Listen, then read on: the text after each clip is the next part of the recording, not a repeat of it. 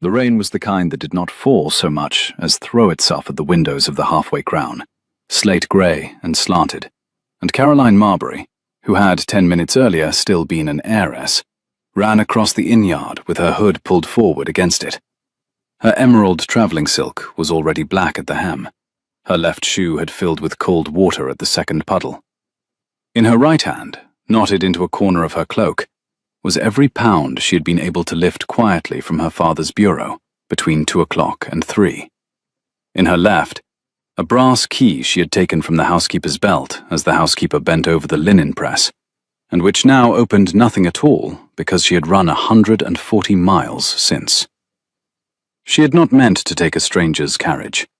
She had meant only to reach the night mail, which the ostler had told her, when she had asked, in the voice of a maid sent on an errand, left the yard at 9:30 for Stamford and the North Road. The night mail was not in the yard. It had broken an axle, the ostler said, sucking his teeth, 2 miles south. There would not be another coach until the morning. The morning was the precise hour at which her father, the Earl of Marbury, would walk into the breakfast room of Marbury Place and find the chair beside his own empty for the first time in 25 years. And the morning was therefore an hour Caroline did not intend to be reachable in. She heard the shouting before she saw who was doing it. 2 men in the doorway of the taproom, her father's livery, the plum and silver, 20 miles ahead of where she had counted on his outriders being, because, she understood this with a small, calm clarity, she had told the housekeeper she was going to the lending library. The housekeeper had repeated it to the butler to the head groom. The head groom had said, very politely, that the lending library closed at 4, my lady, and her father had sent 4 men on the post road by 5. Caroline turned without taking another step. Across the yard, drawn up against the long wall of the stables out of the rain, stood a travelling carriage of dark blue lacquer with brass fittings, no crest visible from this angle, the horses removed, the lamps unlit, a man in a many-caped greatcoat asleep against the offside wheel, with his hat tipped over his eyes. She did not think. She crossed the yard at a half-run that drew no eye, because the rain was drawing every eye. She tried the door. It opened. She climbed in. She pulled the door to behind her. She sat in the dark on a cold leather seat and pressed her palm flat against her mouth and listened. The carriage smelled of saddle soap and old book paper and a man's shaving soap, bay leaf, lemon, and faintly of the smoke of a fire burned down some hours ago. Under the opposite seat was a folded greatcoat of fine charcoal grey kerseymere, and the bench beside her, knocked over when she had sat, lay a book, bound in scuffed russet calf, open face down. She picked it up without thinking. By the thin, grey light coming through the leather curtain, her fingers found Latin. Georgicon, Virgil. A pencil mark in the margin, in a hand that was confident, slightly impatient, and decidedly not a servant's. She set the book down again, carefully, the way a child sets down something she knows she should not have touched, and made herself smaller against the corner cushion, and listened to her own breath. Outside, her father's 2 men were calling for the landlord. They wanted to know whether a young woman in green silk had been seen since 6. The landlord, audible through the rain, said he did not recall any young women in green silk. No, only farm wives in russet stuff. But if the gentleman would come into the taproom a moment, he would call the chambermaids. The rain kept hitting the carriage roof. Caroline closed her eyes. She had hid in a stranger's carriage, in a yard she did not know, in a county she had never seen by daylight, and that was the simplest of 3 problems. The second problem was that her father had been faster than she had calculated. The third problem was that the runaway whose father he had bought a duke for would have to keep running, in the green silk her father had bought her, until the morning at the very least. She heard a man's boots come round the corner of the inn. 2 pair, she corrected herself. 2 pair on the wet gravel. The leather curtain at her elbow was painted on its inner side with a pale dust-coloured stripe, the kind of finish a coach builder used when he meant a carriage to be ridden in at night and not seen by daylight. The bench beneath her was firmer than her father's town carriage, sprung for a long road, not a Mayfair square. Whoever owned this carriage had taken longer journeys in it than she had ever taken in anything. A voice she did not yet know, low, measured, with the upper-class clip of the schoolroom and the impatience of someone who had been on the road for 14 hours, said, "Pull up the lamps, Mr. Fenn. We go on tonight." "In this, Your Grace." There was a pause, longer than a coachman's habitual pause, the pause of a man working out whether to argue with a master who paid him too well to argue with. "In this. The mare's sound. I have a calendar to keep."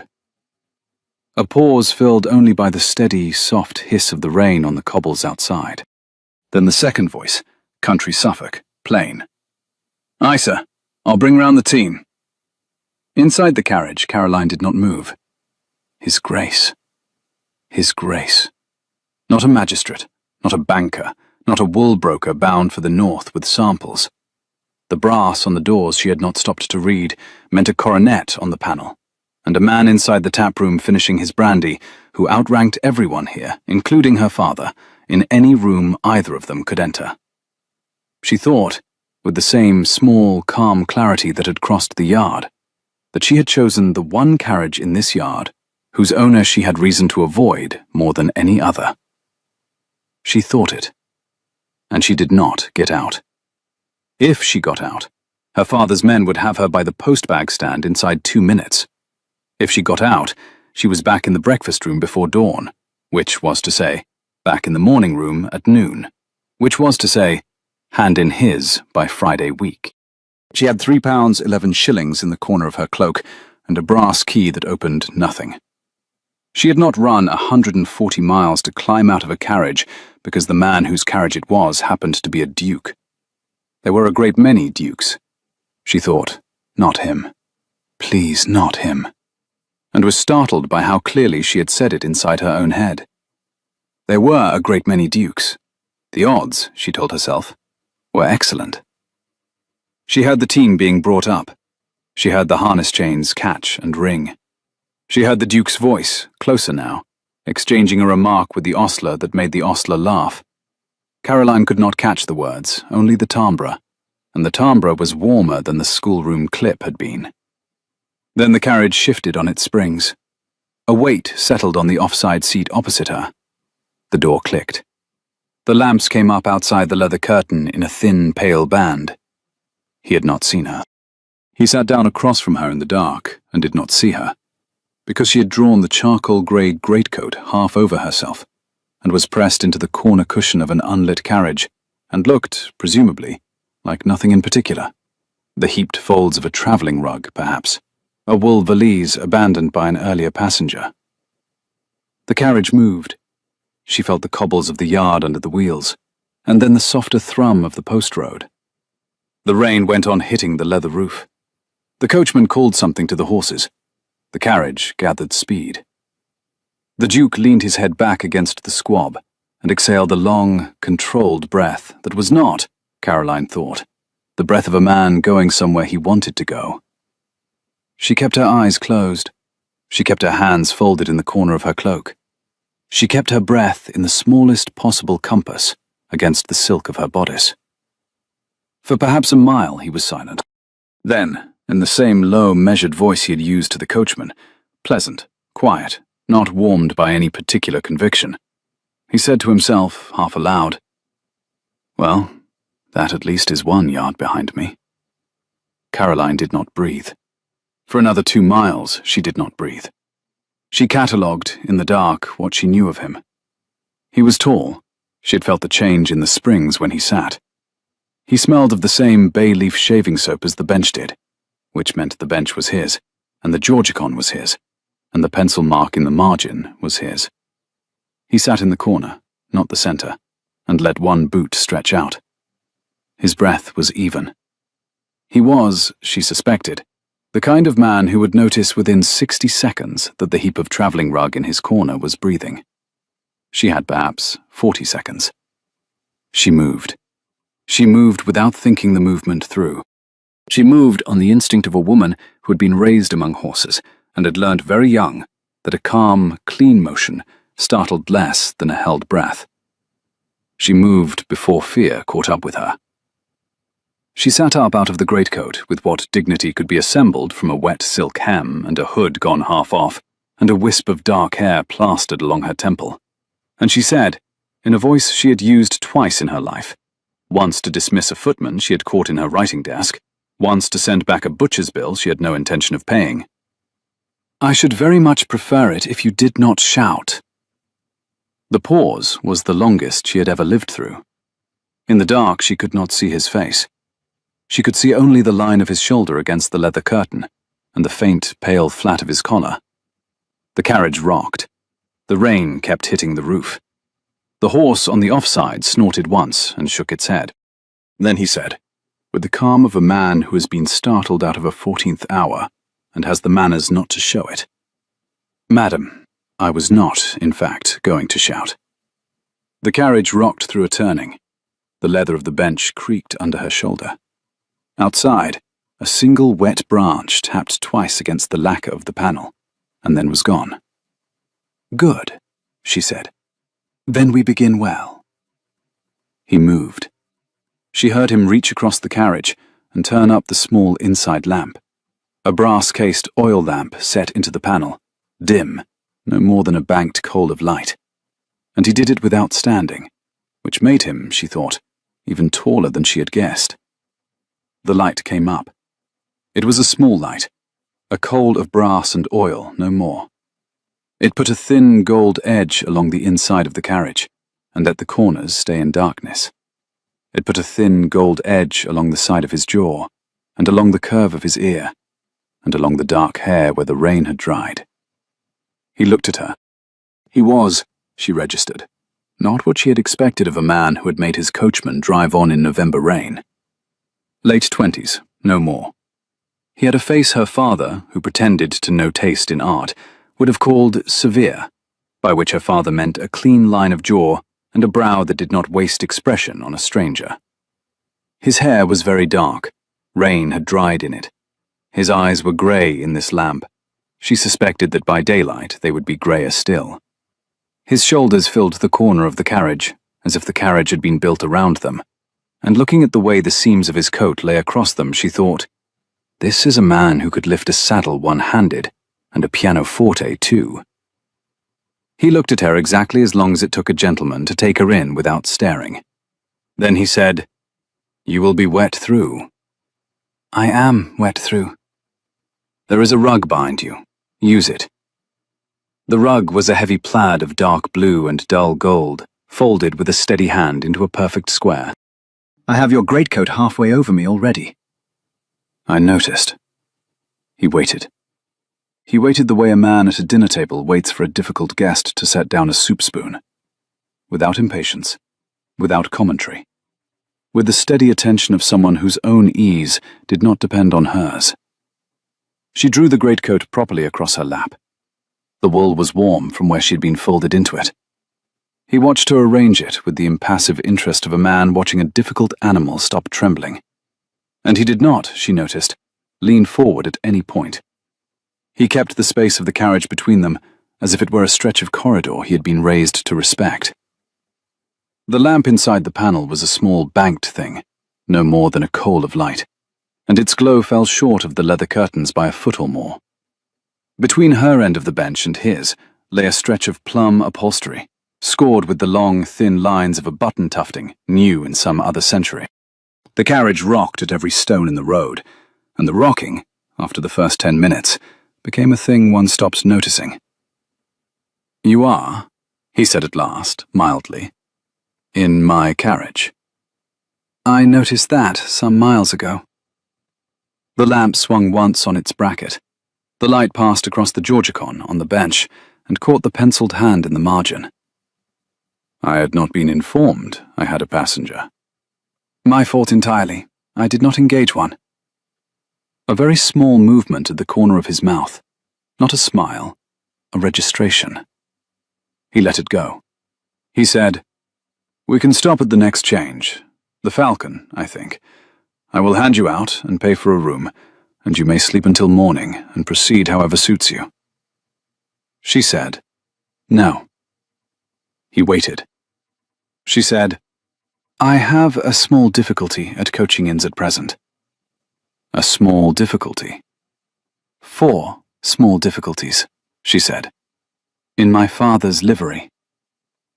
He was silent for the length of a quarter-mile. The carriage went over a low bridge whose timbers had a particular hollow note under the wheels. The rain steadied. "I see," he said. He looked at her with the steady, level attention she had not been looked at with since her mother had been laid in the churchyard. And she discovered that, after 20 hours awake and 140 miles in the rain, that level look could be a thing she would have to brace against rather than rest in. The carriage had passed a milestone she had not been able to read in the dark. The rain on the roof was thinning now into something between rain and sleet, a thin, clean ticking against the lacquer. Somewhere beyond the leather curtain, a curlew called twice, and was silent. The post road went up over a low chalk rise, and came down again into a hollow where the air smelled, very faintly, of cut hay and wet hedge. "Are you," he said, "in any actual danger?" The lamp wick guttered for a moment and steadied. The smell of the bay-leaf shaving soap was very faint now, replaced by the smell of cold leather and the night road. From them? From anyone? She thought about it. She thought about the long table at Marbury Place, and the man whose name she had been told on Monday, and was to meet on Tuesday week. She thought of the Duke her father had bought for her, 3,000 a year and a borough at Halford, and a coronet over the breakfast china. And she thought how strange that the Duke he had bought was a phrase that referred to a real man, somewhere in England, going about his evening without knowing he had been sold. She pitied that man, slightly, in the small way one pities anyone who is bought without consent. "No," she said, "not in danger. Only in the way of an arrangement I would rather not be in the way of any longer." "An arrangement?" "Mine to fulfill, not mine to choose." He considered that. The lamp moved across his face when the carriage rocked at a turn, and the light caught the line of his jaw and the high old scar, pale, hair-fine, above his left eyebrow. He did not look like a man surprised by what she had said. He looked like a man who recognized it. "I shall not pry," he said. "I shall, however, ask one further question, and then we shall, I hope, find one another's company tolerable for the next 50 miles. She drew a slow breath. The wool of his greatcoat smelt faintly of wood smoke and saddle. The carriage rocked through a long, shallow curve. "Ask." "Your name?" "Catherine," she said, and was startled by how steadily it came. It was her mother's name. She had not used it since she was small. "Catherine Eames." She watched him hear it. He did not nod. He did not write it down. He let it sit in the air between them, as if checking its weight. "Well, Miss Eames," he said, "I am Adrian. We need not between us be more formal than that. The road is too long for ranks." He said it the way a man says a small, honest thing he has rehearsed twice, and decided on the second rehearsal to mean. The lamp moved again. The shadow of his lashes fell, briefly, across the line of his cheek. "As you like." "I would offer you a cup of tea. I have, in the box under your seat, a small flask of cold tea and a packet of sandwiches that the landlord assured me his wife had cut at 5. They will be dry, they will be edible. They will not, I think, poison either of us." She had not eaten since 1 o'clock yesterday afternoon.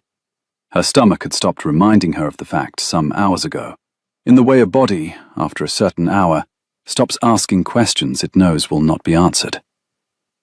"I am hungry," she admitted, and was startled again, this time by how true it was.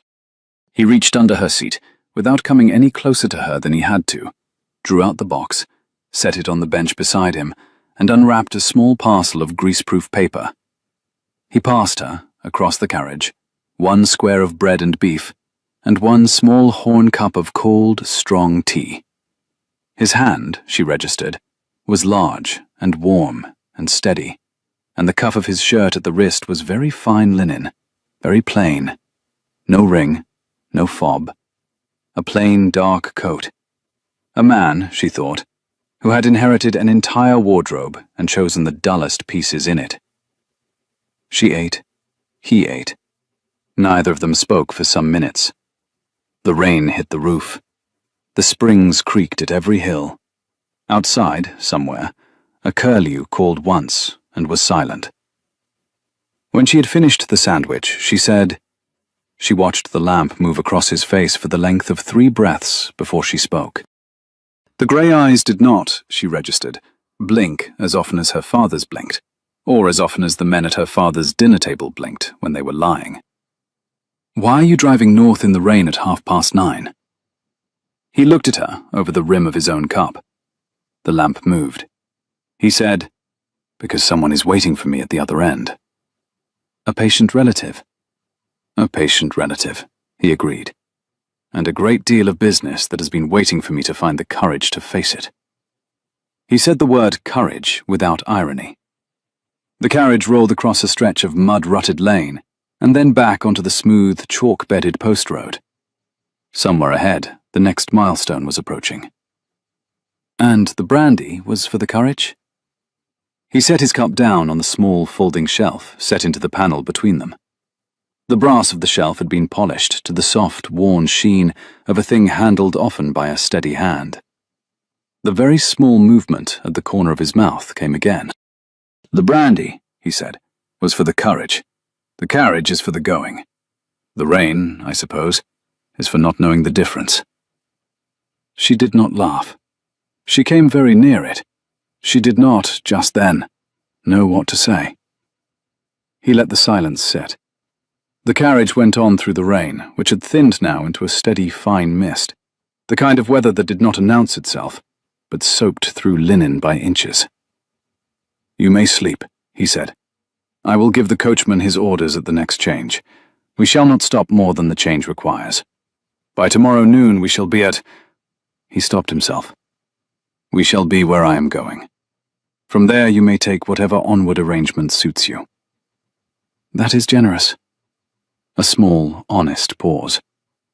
The road went down into a hollow. The horse's hooves changed pitch on damp chalk. That is convenient.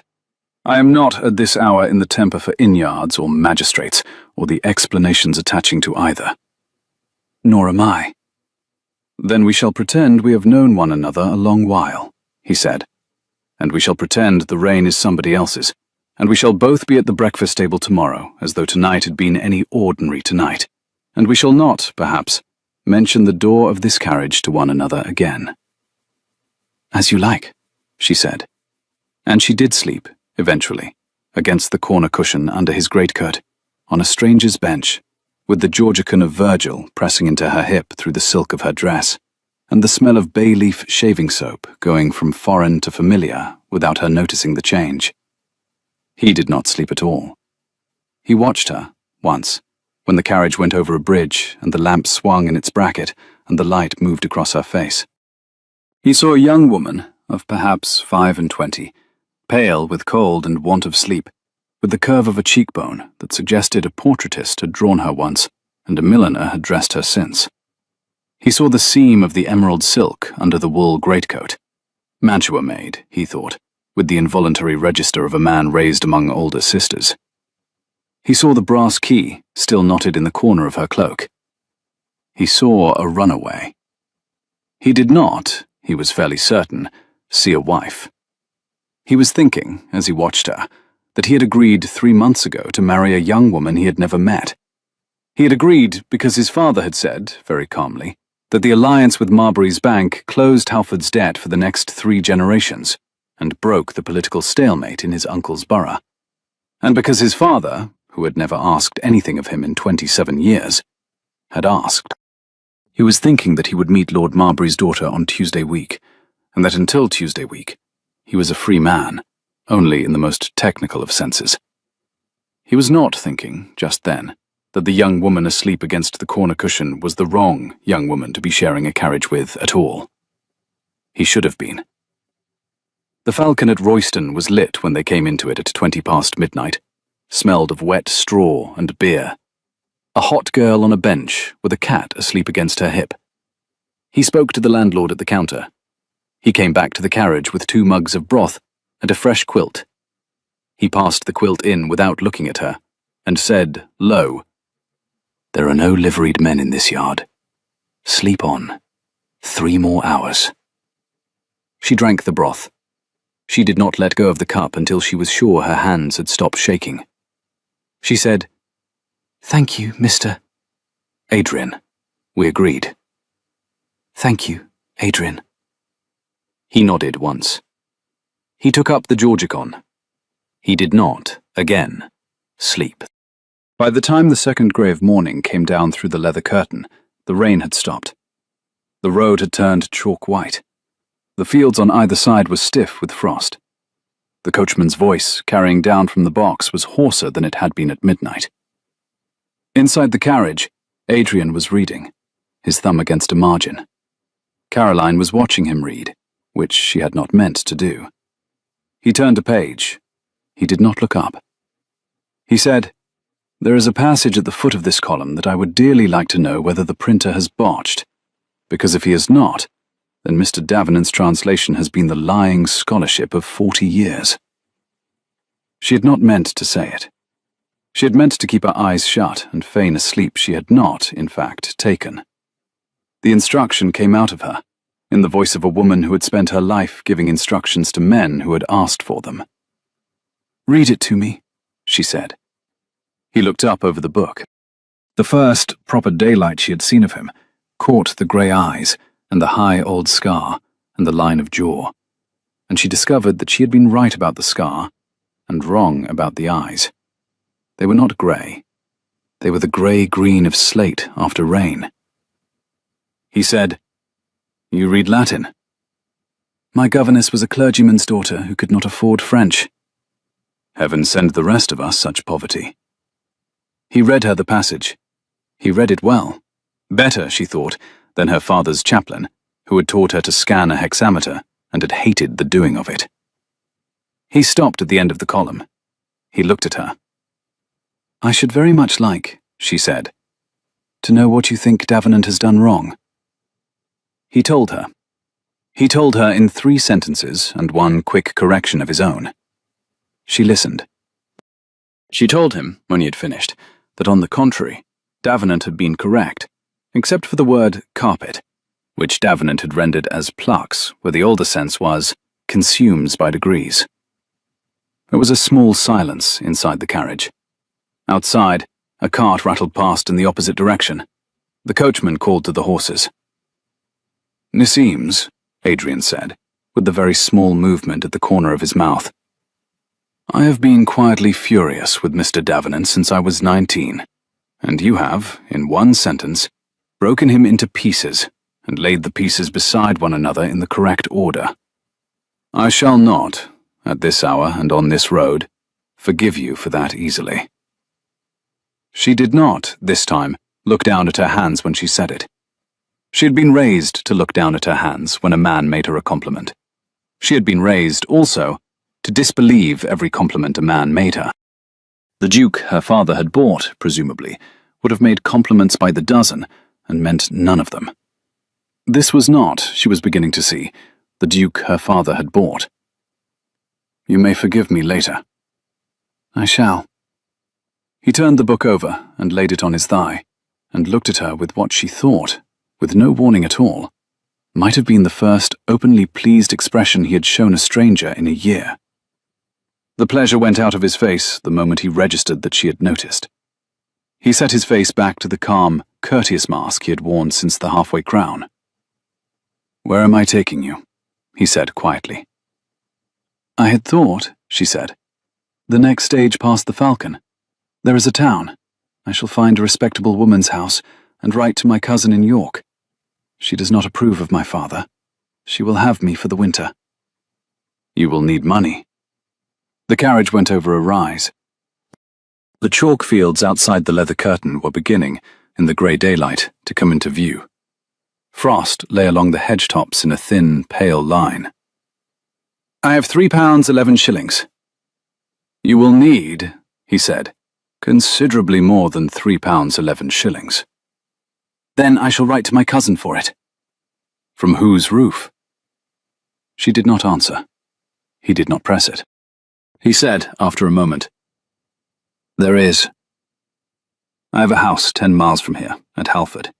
It is a large house. There are women in it. There is a housekeeper who has known me since I was 4, and who has never once permitted a discourtesy under her roof. There is also, I should warn you, a dowager aunt who will examine you as if you were a Roman coin she suspected of being a counterfeit.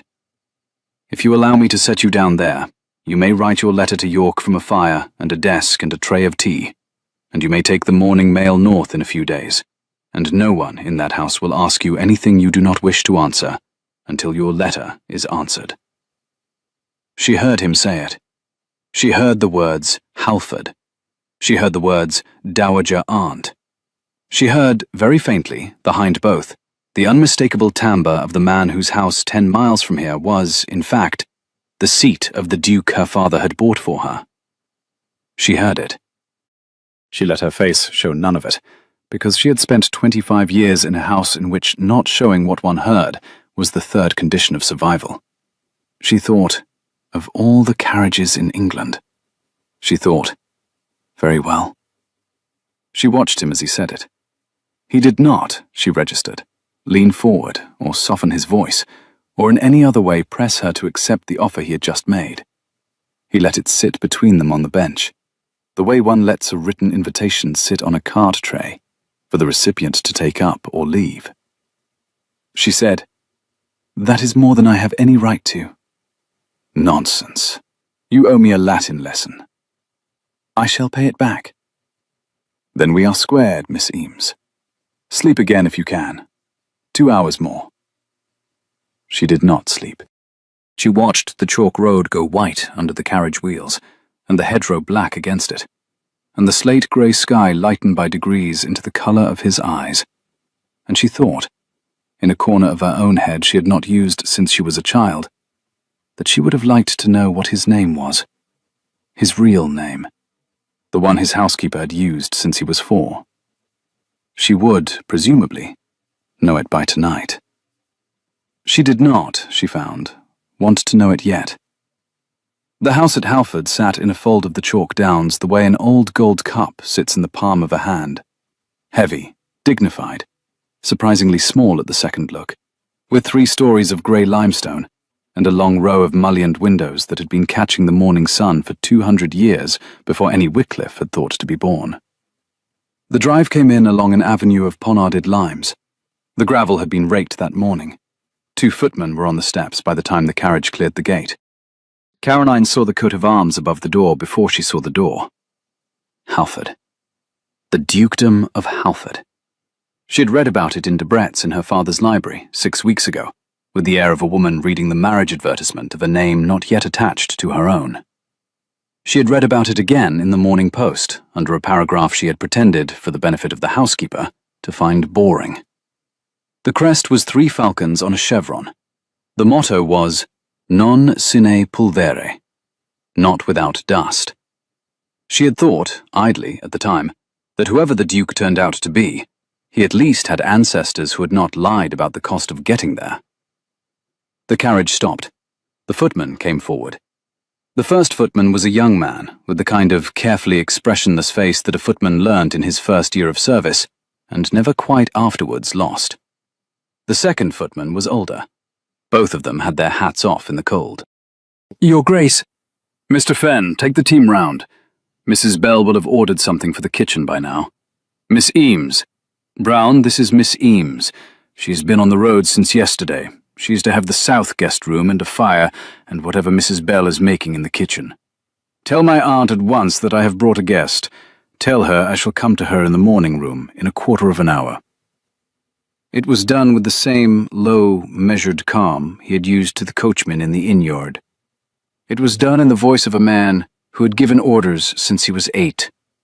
It was done, Caroline registered with the small, calm clarity she was beginning to dislike. By a man named Adrian, who was also a Grace, and whose footman knew him as both, and who had not, at any point in the last 15 hours, lied to her, only let her not ask. He handed her down himself. His hand was warm under hers. The drive gravel was cold under her ruined silk shoes. The sky was the slate grey of his eyes, and she could not, now, look up at him without seeing the resemblance. And she could not, now, look down at the steps without seeing the falcon on the brass boot scraper. She said, "Adrian?" "Miss Eames?" The wind off the chalk downs pulled the colour up into her cheeks. She drew the wool of his greatcoat closer at her throat. The gravel under her shoes was the colour of cold tea, washed clean by the night's rain. "That is not, in fact, your only name." "It is the only one I use indoors with a woman who has been awake since yesterday." "And outside?" She kept her voice low. The footman at the door, 20 yards away, could not have heard her if she had spoken in a parlour voice. She kept her voice low anyway. He looked down at her. The light caught the high, old scar. He said mildly, "Halford, Adrian Wycliffe. The 8th, for what it is worth. My aunt will tell you the rest if you ask her. She would prefer that you did not." "I see." "I had not meant to make you ride in a carriage that belonged to a duke." A small silence. A starling went, in a black trail, along the line of the parterre wall. "You did not make me. I climbed in." "Yes, you did." He let it sit there. She did not, because she had not yet decided to, ask the second question. He did not, because he had been raised among all the sisters, push her into asking it. They went up the steps. The dowager aunt was waiting in the morning room. She was a small, upright woman of 63, with grey hair drawn straight back, and an India shawl of saffron silk pinned with a single jet brooch at the shoulder. And she rose from a writing desk by the south window when they came in, and looked at Caroline as if Caroline were, in fact, a Roman coin she was about to examine for an inscription. She said, in a voice that had the schoolroom clip and the impatience, and none of the warmth, "Adrian, well, you are early." She did not smile. She did not, in the manner of dowagers presenting themselves to a strange young woman, offer an introductory pleasantry. She kept her hands clasped in front of her saffron silk shawl and looked. "By 6 hours, Aunt Honoria." Lady Honoria did not move from where she was standing. The cane she did not strictly need was set straight beside her, against the leg of the long oak table. "And in company." Adrian stepped a little aside. "In company. Aunt Honoria, this is Miss Catherine Eames, who has been on the road since yesterday, and who is in want of breakfast, and the south guest room, and a tray. Miss Eames, my aunt, Lady Honoria Wycliffe, who runs this house, and most of 3 counties from this window." Lady Honoria did not smile. She looked at Caroline with the careful, unblinking attention of a woman who has long since stopped wasting expression on a stranger, and she said, "Miss Eames."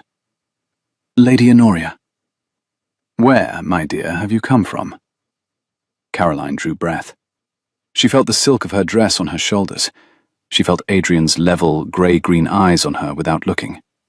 She thought of her father, and of the men in plum and silver in the inn-yard, and of the Duke who had not, since they had left the inn-yard, asked her any question she did not wish to answer. And she thought that if she had to lie to this woman, she was going to lie to her honestly. She said, "I have come from a house in Hertfordshire I was no longer at liberty to remain in." The room held its small, attentive silence. The clock on the marble mantel ticked. A coal in the grate let out a thin, clear, musical crack. "I see," said Lady Honoria. "And the name of the house?" "I should prefer not to say." A silence that was not, Caroline noted with relief, hostile, surprised, reassessing. "Adrian," Lady Honoria said, without taking her eyes from Caroline. "The south guest room. A tray. Mrs. Bell has the strong tea. Send Miss Eames's maid up. Oh, you have no maid. No, my lady. Then I shall send mine. She is called Pierce. She is very correct. She will not ask you anything. Lady Honoria turned then, with a deliberation that suggested practice, and looked at her nephew. Adrian, I shall want a word with you, in due course, about what you have done. Adrian inclined his head a fraction. The gesture was the most expressive thing he had done in the room since he had come in. In due course, Aunt Honoria. In an hour. In this room. Adrian held the door for Caroline. He did not, when she passed him, look at her. In an hour. Lady Honoria rang the bell, gave Pierce 3 sentences of instructions, in a voice that did not raise itself a tone, and turned Caroline gently by the elbow toward the door. She said, in a register Caroline had not heard yet, almost quiet, almost kind. Whatever your name is, my dear, you will eat something. You are very pale and very wet, and there is nothing I have learnt in 63 years that improves with talking before tea. Caroline went up the great stairs in a strange woman's hand. She went up between portraits of long-gone Wycliffes, who had collected dust without scandal for 2 centuries. She went up into a room of pale green and old amber, and a fire that had been lit, evidently, while the carriage was still on the drive. She let Pierce take the wet silk off her, and put a flannel robe round her shoulders, and a cup of tea into her hand. And she did not weep, because she had been raised in a house where weeping was the 3rd condition of being heard. She thought, sitting by the fire, that she had hid in a stranger's carriage, in the rain, in a yard she did not know, and that the stranger's carriage had carried her to the precise house she had run 140 miles to avoid, and that the Duke, her father, had bought for her, had given her his greatcoat, his cold tea, his sandwich, his Virgil, the south guest room, his aunt's lady's maid, and not, at any point, a question she did not wish to answer. She thought, what kind of man does that? She thought, not the kind of man my father would have bought. She set the cup down. She watched the fire. She did not yet know what she was going to do. She knew only that the brass key in the corner of her cloak had opened, after all, exactly one thing, and that the thing it had opened was not what she had expected, and was not, perhaps, going to be possible to close again. Downstairs, in the morning room, Adrian Wycliffe stood at the window with his hands clasped behind his back, looking out at the parterre that the chalk frost had turned the colour of a pearl, and listened to Lady Honoria, who had taken 30 seconds to walk to the writing desk and another 15 to seat herself, say, Adrian. He turned from the window then. Aunt? Lady Honoria did not move from the window. Her hands were folded, one upon the other, in the way she folded them when she meant to be patient, and meant her patience to be felt. You have, I take it, an explanation. I have no explanation. I have a passenger. The passenger is in the south guest room. The passenger is to be treated as a guest of the house, until she chooses to write to her relations, or until I am informed that she may not. And who is she? She gave me her name as Catherine Eames. His aunt was silent for the space of 2 breaths. There is no Catherine Eames. He did not turn from the window. I have never met an Eames of any sort. The name may yet be real. Adrian. I know. Outside, a fine rain had started against the south lawn. The yew at the corner of the parterre was darker than the sky behind it. You are to receive Lord Marbury's daughter at the place on Tuesday. I am aware, Aunt. The frost on the parterre outside the long window was beginning, very slowly, to soften. And you have, on Sunday, brought home from a coaching inn a young woman in green silk to whom you have given the south guest room. I am aware. Has it crossed your mind? He did not turn from the window when he answered. It has crossed my mind. She did not finish her sentence. He did not turn. The frost on the parterre was beginning, in places, to go. "What I would say to you," Lady Honoria said, "is this. I have lived in this house for 51 years. I have watched 2 dukes marry without choosing. I have watched the consequences. I have watched your father do, in the matter of your mother, what your grandfather did in the matter of your aunt, and the cost has not stopped being paid in this house, Adrian, in either direction, in any generation I have known. If the young woman upstairs is who I think she may be, you will tell me before you tell her. If she is not who I think she may be, you will still tell me before you do anything. I am too old, my dear, to find out by the 3rd footman." He turned then. He looked at his aunt across the writing desk. He said, with the very small movement at the corner of his mouth, that Caroline, 3 floors above with a flannel robe over her shoulders, had begun to recognize without knowing what it was called. "Aunt Honoria. I have known her 15 hours. She knows 3 things about me. She knows my name is Adrian. She knows I read Virgil. She knows I have an aunt who looks at strangers as if they were Roman coins. She does not know, and I do not wish her to learn, before I have eaten and slept, that the Duke her father has been pressing her to accept is the man whose Virgil she corrected at 7:30 this morning." A long silence, in which the grate gave up another coal. "You will tell her." "I shall tell her, today, before dinner.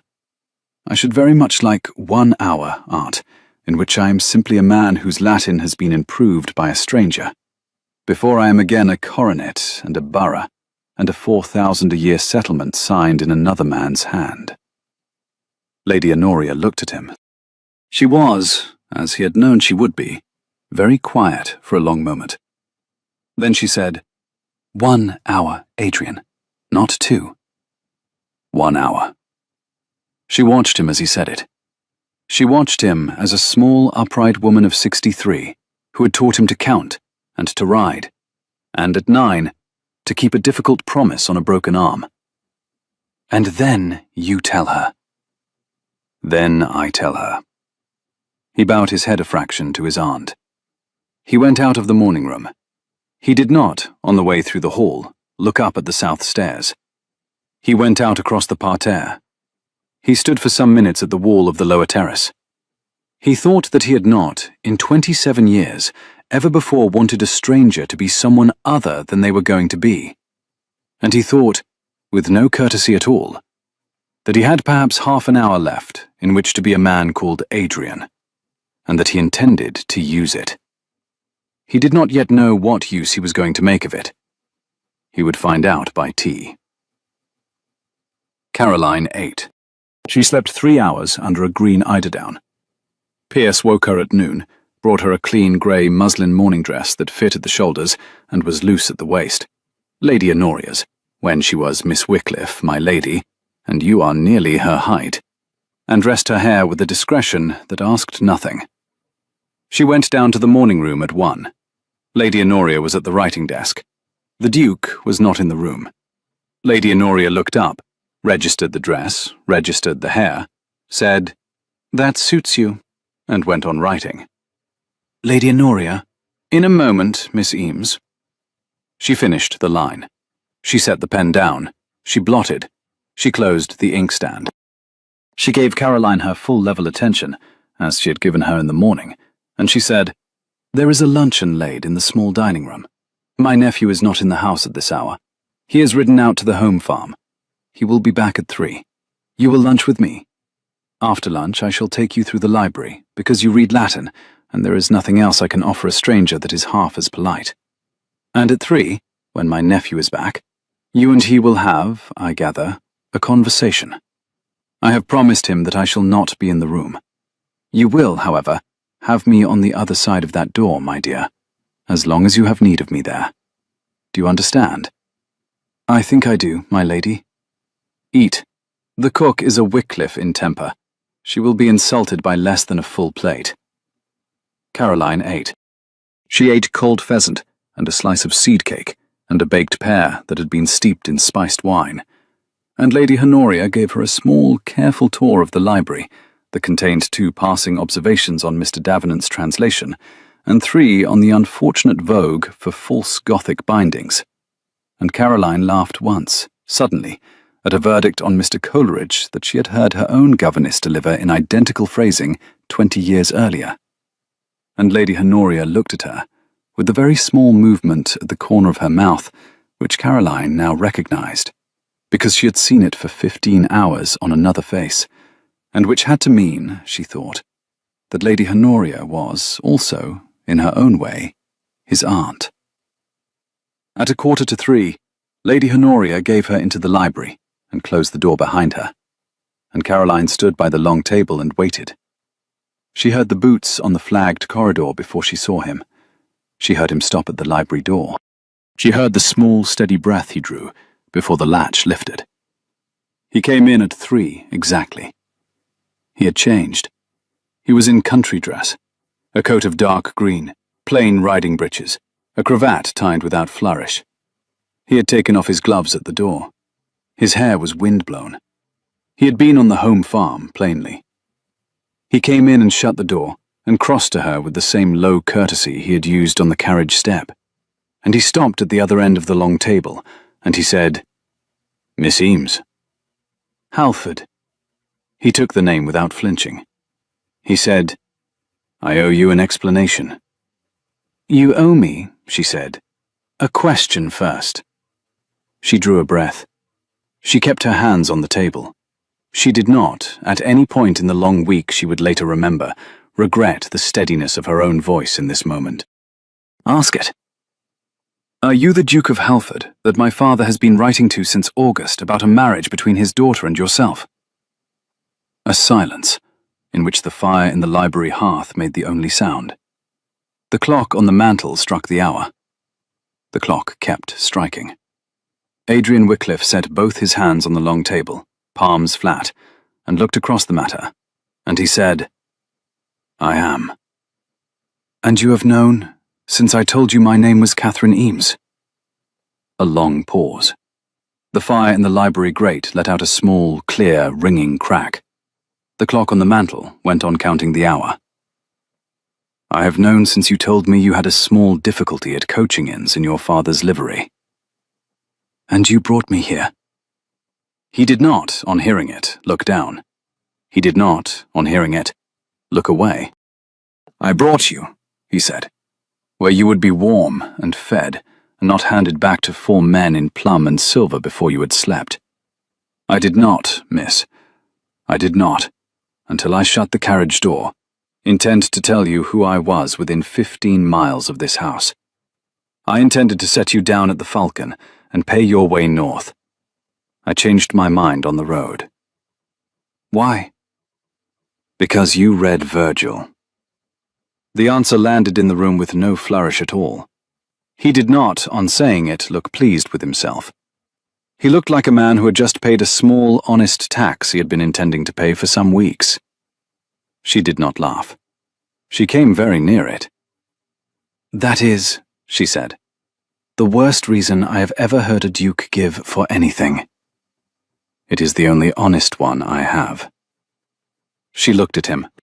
She had been about to say 6 sharp things, the kind of things her father had taught her to say when a man was lying about money, and she discovered, with the small, calm clarity she had begun to dread, that none of them would land.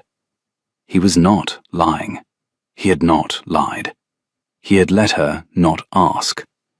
There was a difference, and the difference was a fine one, and the fine one was the one she had been raised in a house that did not understand. She drew the breath. The library was very still around her. The fire in the grate, the clock on the mantel, the long table under her palms. "My name," she said, "is Caroline Marbury." "I know." "You did not know." "I was very nearly sure," he said, "by the time you corrected Davenant on carpet." A small, honest silence. "I am running away from you." I had gathered. "I had hoped," she said, "to find any duke in England not so disagreeable as I assumed mine to be." "I had hoped," he said, "to find any Marbury daughter not so plain as I had been promised to expect." She did laugh this time. One short, startled sound that she did not give him the satisfaction of repeating. "My father," she said, "is going to come for me here." The fire shifted in the grate. Outside the long window, the chalk frost on the parterre lay pale and untouched. "Yes." A pause. The rain on the south-facing windows of the library had thickened in the last half hour. The sound of it on the leads was steady and broad, the way it had been at the inn-yard at Marston's 6 nights before. "By Wednesday."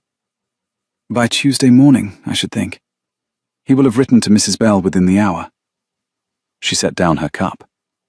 The cup was an old white Wycliffe pattern, with a faint chip at the rim that someone had let pass. "I will not marry you on his terms, Halford." "I shall not ask you to." "I will not be bought from one man to another. I have a cousin in York. I have £3 11 I will not." He had been listening to her, with a stillness she did not yet recognize as the stillness of a man who had been raised among older sisters, and had learnt very young not to interrupt a woman in flight.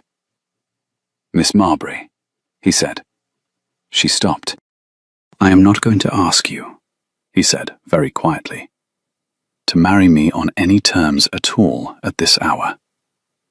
I'm going to ask you to stay 1 week, to eat at this table, to read in this library, to meet, when he comes, your father and mine, who have been writing to one another over our heads since August about a matter neither of us was permitted a vote in.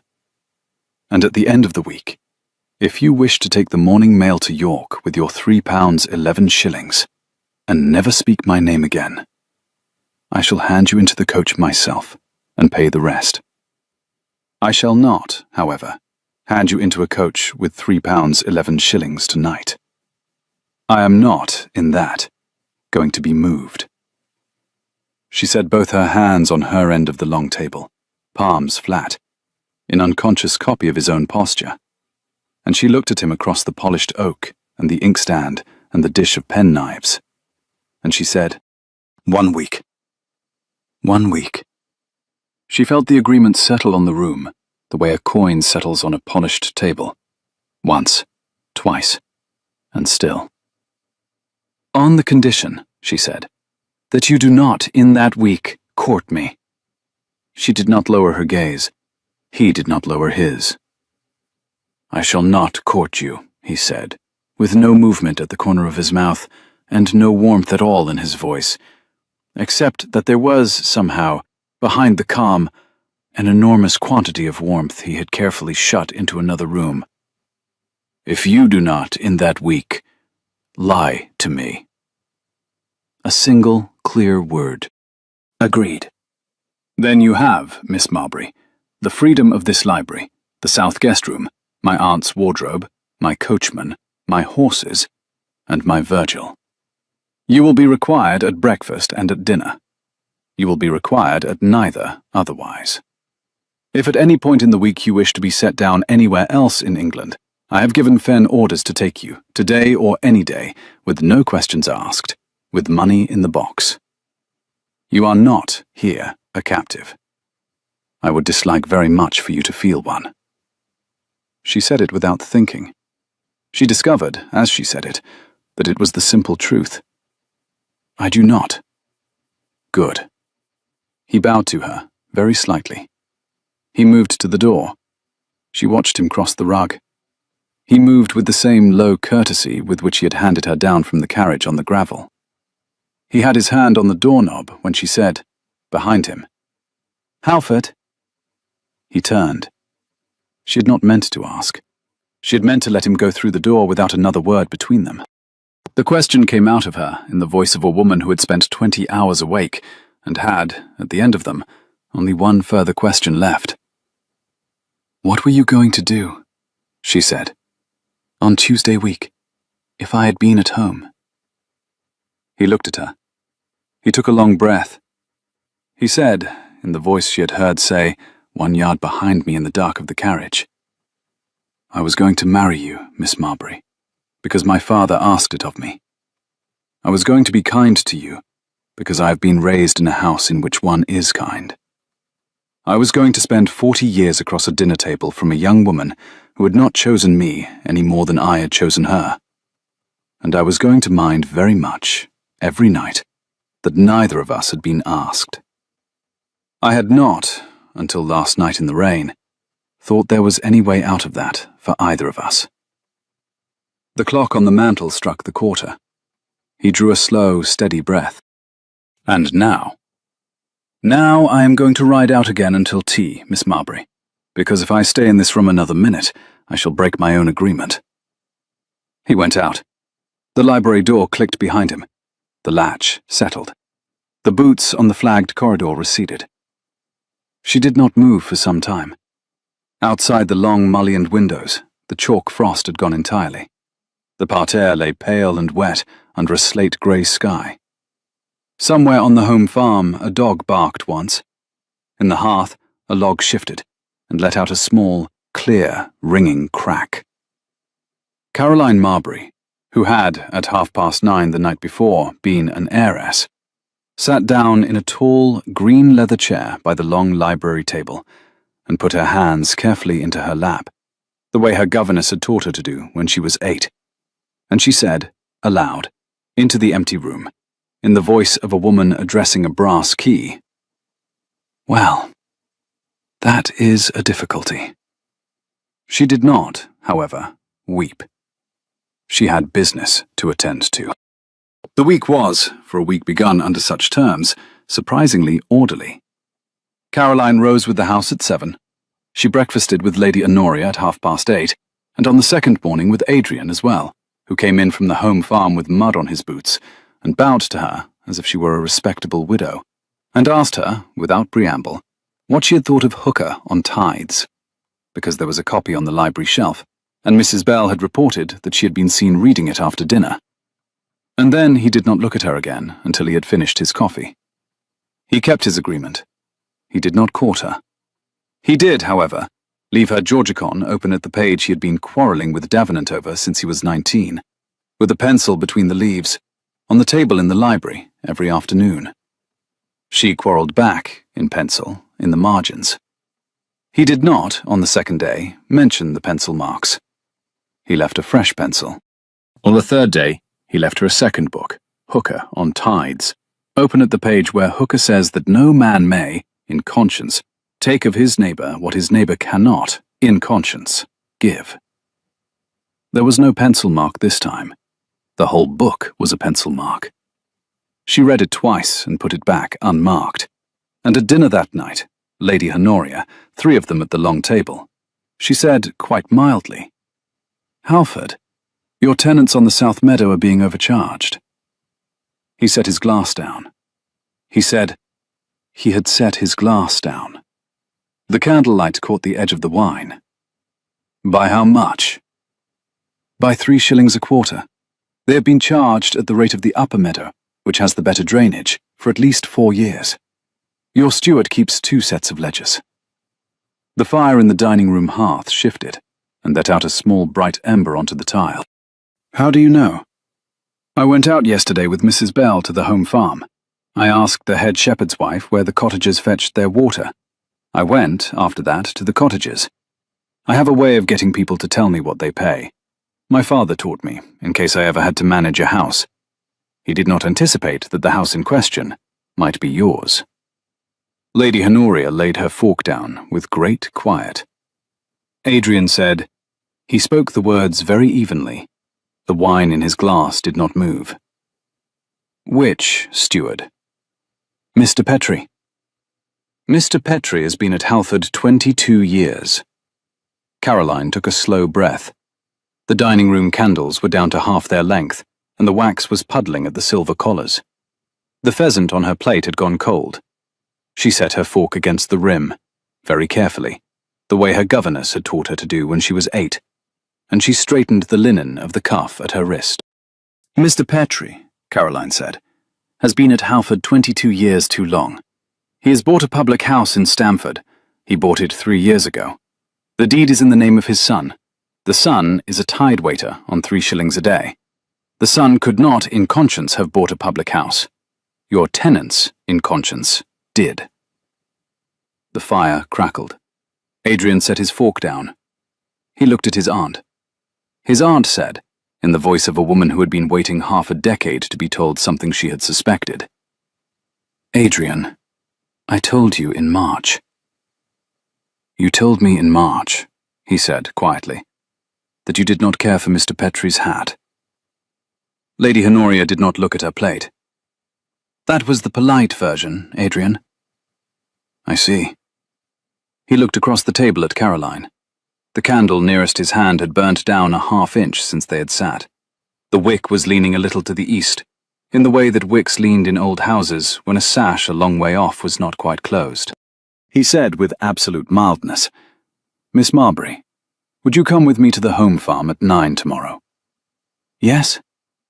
"Mr. Petrie will be there with the ledger, the new one. I should very much like a witness whose Latin I do not yet have a way of contesting." "You shall have one." "Thank you." A small silence. The fire shifted a log. Somewhere, beyond the dining room door, a clock in the hall struck the half. "Halford?" "Miss Marbury?" She set down her wine-glass. She had taken perhaps 2 mouthfuls in the whole of dinner. She did not lift it again. "I had not," she said, "expected to do this for a duke who had not asked me to." "I had not," he said, "expected to be asked by a woman who had specified 3 days ago that I was not to court her." "I am not being courted." "You are not." A beat. She held his eye across the candle flame. "You are being audited." "I am being," he said, with the very small movement at the corner of his mouth that was, by the 4th day, beginning to be a thing she watched for. "Very thoroughly audited. I shall presumably survive it. Or I shall not." Lady Honoria reached for her glass. "I do not pretend," she said, "to follow whatever this is between the two of you.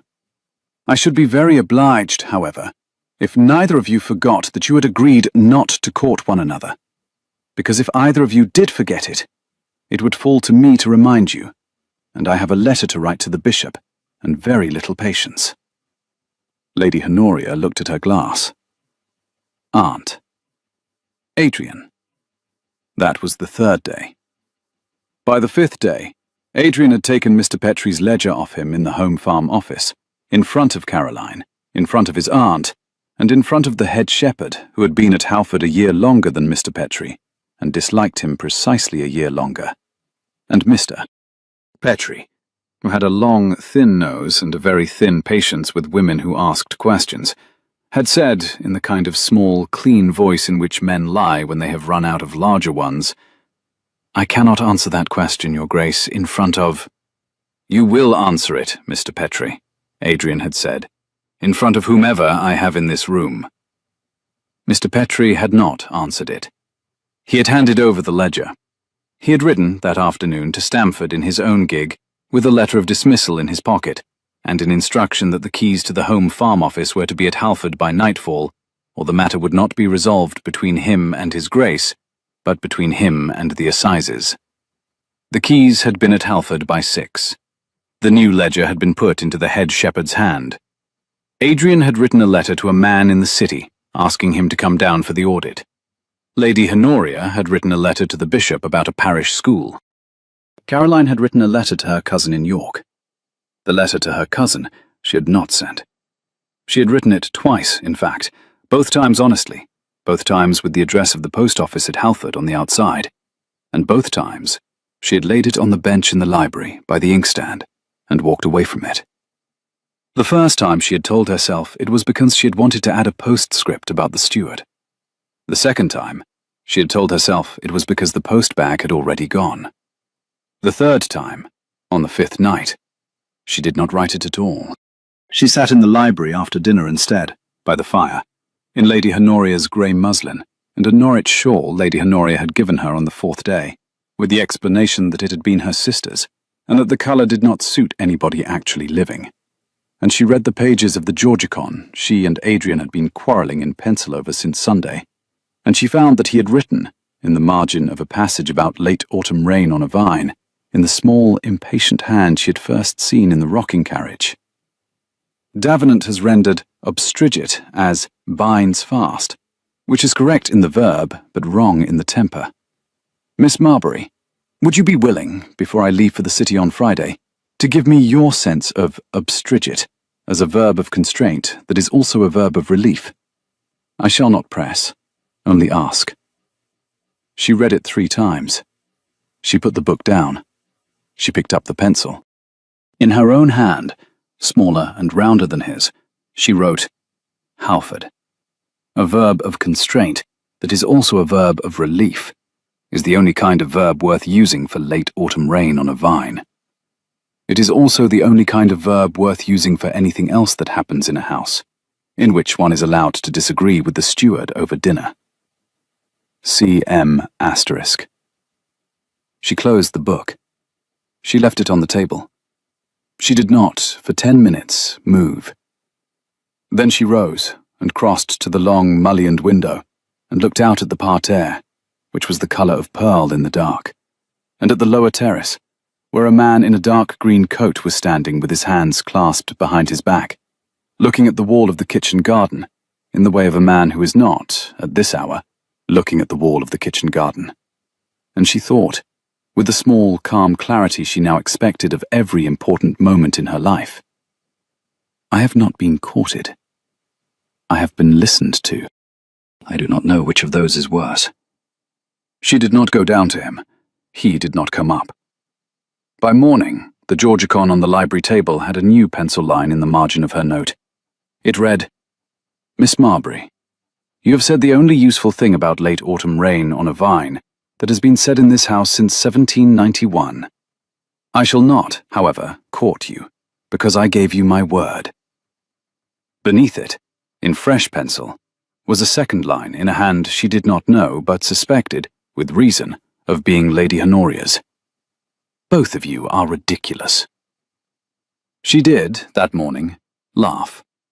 She laughed alone, in the empty library, with the Georgicon open in her lap, and the laugh, short, surprised, partly outraged, was the first laugh she had taken from her own throat without permission since she was 11. She sent a note to the kitchen. She walked through the door at the end of the gallery into the still room. She found Mrs. Bell with a copper preserving pan and 4 pounds of the late quinces from the south wall, and she said, Mrs. Bell, may I help? Mrs. Bell, who had known Adrian Wycliffe since he was 4, and Caroline Marbury since Sunday, and had her own opinions on each, said, My lady, you may pare. I do not let strangers near the sugar. Caroline pared quinces with a small, sharp paring blade for an hour and a half, on a high stool by the window, with the wet quinces under her hands going slowly bronze gold under the lemon and the cold sugar. And she did not think about her father, or about the Duke her father had bought, or about £3 11 or about the post-bag.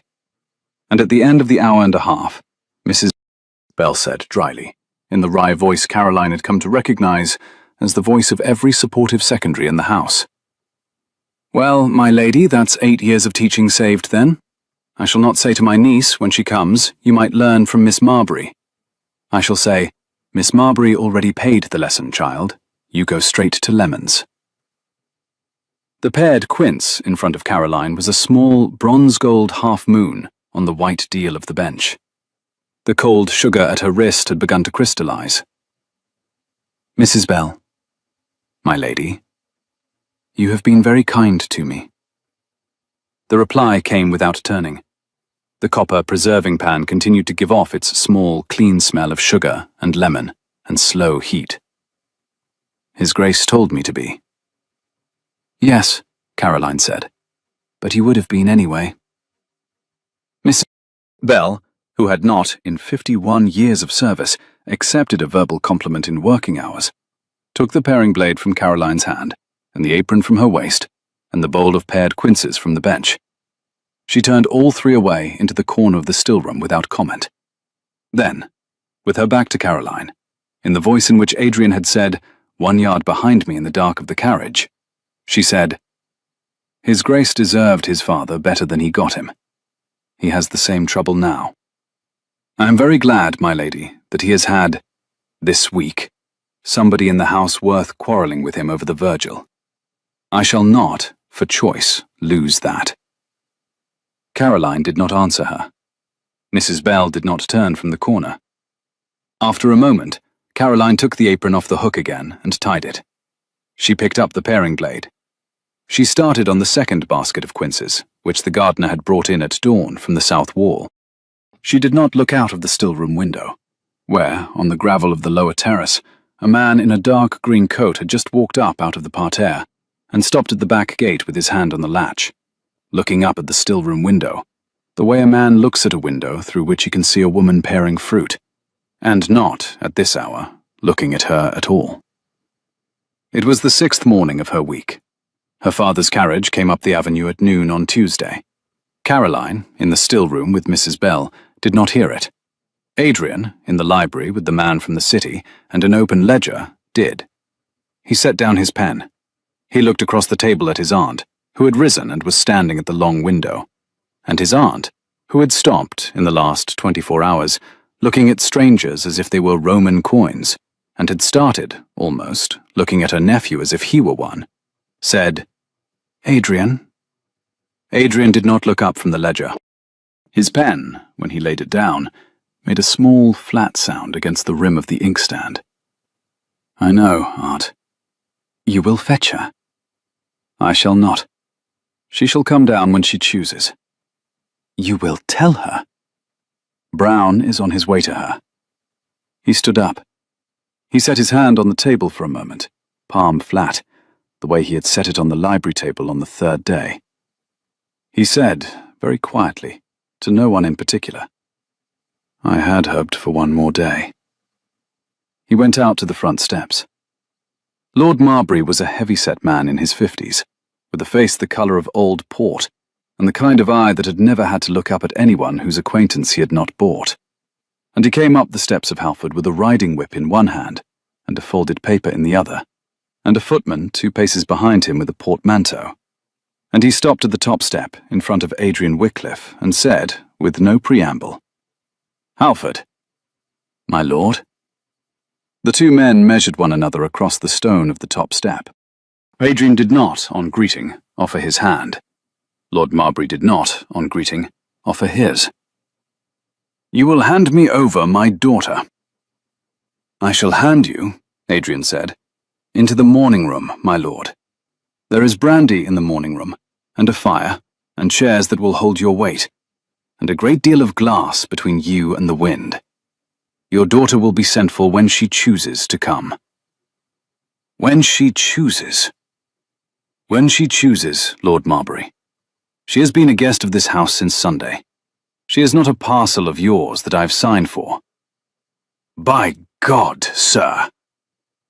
The lime trees along the avenue had not yet shed the last of their leaves. A handful of gold ones fell, in a small dry rush, across the gravel between the 2 men. The footman at the bottom of the steps did not move. "By God, sir, indeed," Adrian said, with the very small movement at the corner of his mouth that had no warmth in it at all this time. "And into the morning room, if you please. We are standing in the wind. I have my aunt to consider." Lord Marbury went into the morning room. The footman with the portmanteau went round to the kitchen. Mrs. Bell, in the still room, set the preserving pan off the flame, dried her hands, and turned to Caroline at the high stool by the window, and she said, with a quiet that was new in her, "My lady, your father is in the morning room." Caroline set the paring blade down. She did not breathe out for a long moment. She said, "Mrs. Bell, I should be obliged if you would lend me a clean apron." "My lady?" "A clean apron. Mine is sticky with sugar. I have no intention of meeting my father in a sticky apron. He would speak of it for years." Mrs. Bell looked at her. Mrs. Bell, very rarely, smiled. She fetched a clean apron from the press. She tied it for Caroline herself. "I shall come down with you, my lady." "No, I shall go alone." "Then I shall be in the gallery, my lady, by the door." "Thank you, Mrs. Bell." Caroline took off the sugar cuffs of her dress, washed her hands, smoothed her hair under Lady Honoria's grey muslin morning cap, and went down the back stairs. She crossed the long flagged corridor that led from the still room to the hall. She passed the library door without looking at it.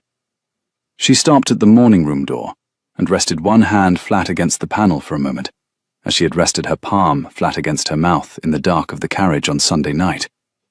And then she opened the door and went in. Her father was standing in front of the fire. Adrian was standing at the writing desk by the south window, hands clasped behind his back, in the precise posture in which Lady Honoria had stood a week ago to receive Caroline herself. Lady Honoria was at the writing desk. The room smelled of beeswax and brandy and the cold off her father's greatcoat. Caroline. Father. He spoke the way he had always spoken to her, as a matter already settled, requiring only that she be informed of it. You will get your cloak. She stood very still in the door of the morning room. The fire in the grate gave a small, clear, musical crack. She felt the brass key still knotted, somewhere upstairs, in the corner of a green silk hung in a press. I shall not, father. He took the riding whip from beneath his arm. He set it across the table. The leather knot at the handle came to rest against the saucer of the inkstand with a small, definite tap. You will get your cloak, Caroline. You will come into the carriage, and you will be at Marbury Place by midnight. We shall not, in this house, speak of where you have spent the week. I have given the Duke my word. I have not given him mine. He did not move. The whip on the table did not move. Only the small muscle at the corner of his jaw, which she had watched all her life, set. Caroline. Father, she said, I am not getting into the carriage. I have written to my cousin in York. I shall go to her by the morning mail at 6. By the morning mail at 6. With £3 11 shillings. With £3 11 shillings. He set both hands on the table. The signet ring on his left hand caught the lamp. With no settlement, no allowance, no house, no carriage, no name, no prospects. With the disgrace of a week at Halford that I shall not, after this hour, deny to a single one of my acquaintances. Yes, she said. All of that. He looked at her. He had looked at her the same way once when she was 9, when she had refused a French lesson because the master had pinched her wrist, and her mother had taken her side then, and her father had not. Her mother had been gone 7 years. There was nobody now who would take her side. She knew this. She had known it since she was 18. She did not, on this hour, on this day, find it any more difficult than she had found it then.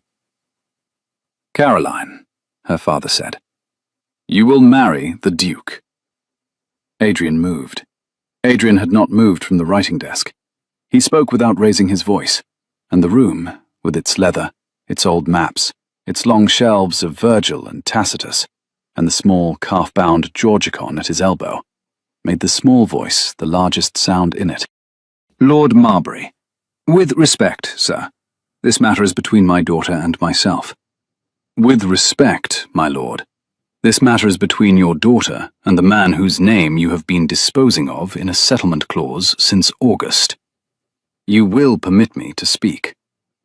Halford, I shall permit no one, Adrian said, to make my decision for me in this room, including myself. I shall sign no settlement signed in any hand but my own. I shall not, and you will understand me, Lord Marbury, sign one signed in mine, if your daughter has signed her own, under any duress whatever. We are not, you and I, going to discuss this. Halford, I have a draft contract in my coat. It is signed by your father. Adrian held out his hand. Lord Marbury, after a long moment, drew the folded paper from his coat.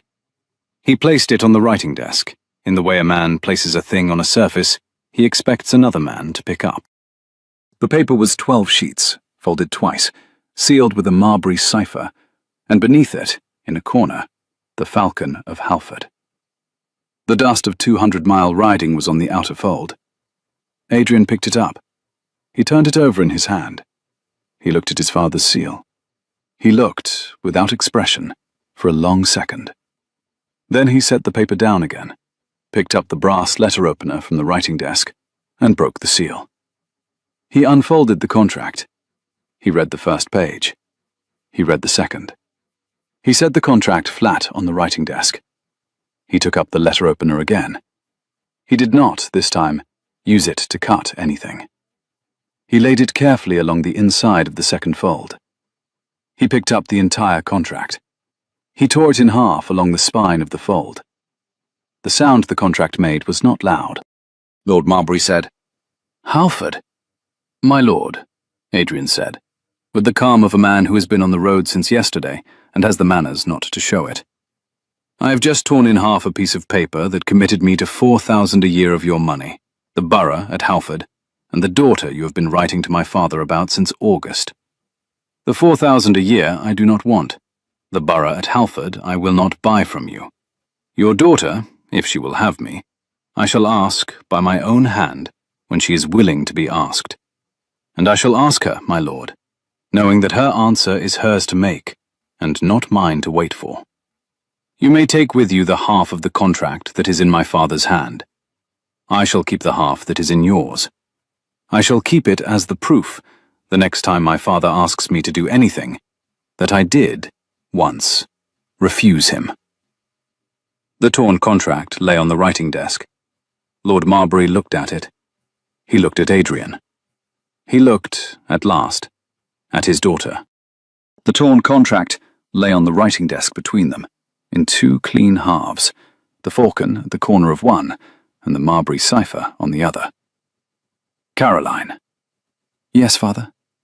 He had not yet sat. He stood with one gloved hand on the back of the chair he had not taken, and he looked at her as a man looks at a horse that has refused to jump it has cleared every other day of its life. "You are not, then, marrying the Duke?" "I do not know whether I am marrying anyone, father. I know I am not being sold to." "You will be ruined." She did not flinch. "I have been ruined since Sunday at 9:30. I knew it then. I know it now. I shall make my way." "With £3 11 shillings. A beat. "With £3 11 shillings. Lord Marbury looked at her. He took, from his coat, a folded letter she recognized, her own writing on the front. "To Mrs. Eames, at the parsonage, Beaconsfield." He had taken it, presumably, from her writing box on Sunday afternoon. He looked at it. He laid it on the writing desk beside the torn contract. "I had thought to give you this in the carriage," he said. "I had thought to read it to you on the way home. I had thought it would persuade you. I see now it will not."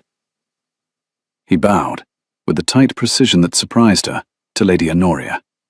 He did not bow to Adrian. He picked up his hat from the writing desk, and he went out of the morning room. The riding whip went into the leather sleeve at his hip. The hat went under his arm. He did not look back at her from the door. She heard the front door. She heard his carriage. She heard the wheels on the gravel. She did not cry. She had not cried since Sunday. She did not, today, intend to start. Adrian stood at the writing desk with the torn contract under his hand, looking out of the long window at the avenue of pollarded limes, and Lady Honoria stood at the writing desk on the other side, with her hand on the inkstand, looking at Caroline. Neither of them spoke. The fire crackled. "Lady Honoria," Caroline said. "My dear, would you allow me to take the morning mail at 6? "Caroline, you will not." The clock on the mantel struck 3. Lady Honoria set her pen down very carefully into the silver tray beside the inkstand. She did not look up at Caroline. "Lady Honoria." "You will go up the stairs, my dear, and you will sit by the fire in the south guest room, and you will eat a piece of cake my cook will send up to you, and you will write any letter you wish to write, and you will sleep until tomorrow noon. And then, at tomorrow noon, you will tell my nephew in this room, in your own time, whether you would wish to be asked a question. Whether he asks it is then on him. Whether you answer it is on you. Whether either of you is permitted to behave like a sensible adult in this hour is on me, my dear, and I am declaring that neither of you is. You will not take the morning mail. The morning mail will leave the yard at 6 without you. I shall see to it personally. Lady Honoria. Lady Honoria turned then. Her face, in the lamplight of the inner hall, was the face of a woman who had won an argument she had not yet had to make. Up the stairs. I have a household to run. Adrian, you will leave that woman alone for 24 hours, do you hear me? I have a bishop coming on Thursday. Yes, Aunt. Both of you. Yes, Aunt Honoria. Caroline went up the stairs. Adrian stayed at the writing desk. He folded the torn half of the contract that was in Lord Marbury's hand and put it into his coat. He folded the half in his father's hand and laid it in the lowest drawer of the writing desk and turned the key. He left the room without looking at his aunt, who, with a deliberation that suggested practice, sat down at her writing desk and began a fresh letter to the bishop.